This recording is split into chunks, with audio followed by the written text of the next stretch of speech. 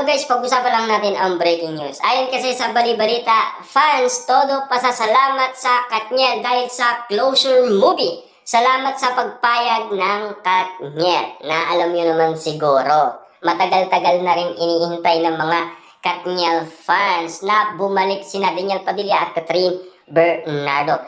Paano nga naman kasi umay na ang mga Katniel fans sa kakatingin umano kay Mayor Mark Alcala. Nawawala na sila ng gana kasi nawawala na rin ng ningning si Catherine Bernardo nang dahil sa nauumay na ang maraming tao. Kaya nga naman kasi nais na nilang palitan si Mayor Mark Alcala para ang kumapit kay Catherine Bernardo ay si Daniel Padilla. Minsan nga ay si Alden Richard.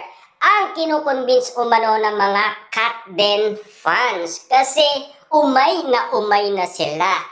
Ang dami-dami nga naman kasing pwedeng i-partner kay Catherine Bernardo. Bakit si Mayor Mark Alcala pa? Kaya nagpapasalamat umano ang mga Katniel fans, Katden fans na muling magkakaroon ng back-to-back ang Katniel sa kanilang closure na movie. At least, mayayanig na naman ang buong Pilipinas sa pagbabalik ni Daniel Padilla at Catherine Bernardo. Dahil sa pasabog ng ABS-CBN, lalong-lalo na ang post noon ni Mami Min Bernardo noon March 2026.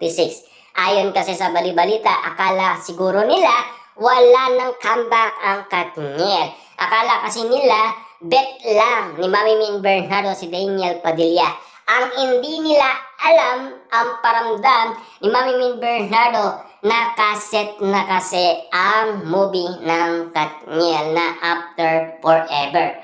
Pero take note dapat yung last movie ng Katniel, merong kissing scene yun.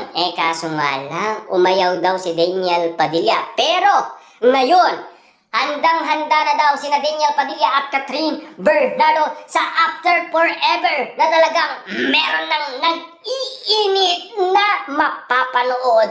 Ayon kasi sa bali-balita umano ni Direk Cathy, ibig sabihin, handa na ang Katniel sa may init na episode na ipapakita sa atin. Ibig sabihin, yun na ang pasabog ng Katniel sa kanilang bagong movie na talagang marami nga naman kasi ang manonood dahil sabik na sila sa pagbabalik ni Daniel Padilla at Catherine Bernardo. Kasi sa The House of Us, meron sana yun. Yun sana ang magpapanalo sa Katniel. Matatalo sana ang Katden movie. Kaso nga lang, ayaw ni Daniel Padilla.